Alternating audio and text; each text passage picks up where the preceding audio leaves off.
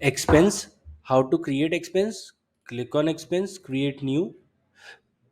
Paid to, here you can add one of your employer or local vendor whom you have paid this expense. For example, local. Paid by, from here you can select payment mode, for example cash, card, Google Pay, UPI. From here you can add expense date. Expense type you can select from here, for example vehicle. Item and services for which you have used this expense, for example drop. Quantity, 1 liter of petrol is used.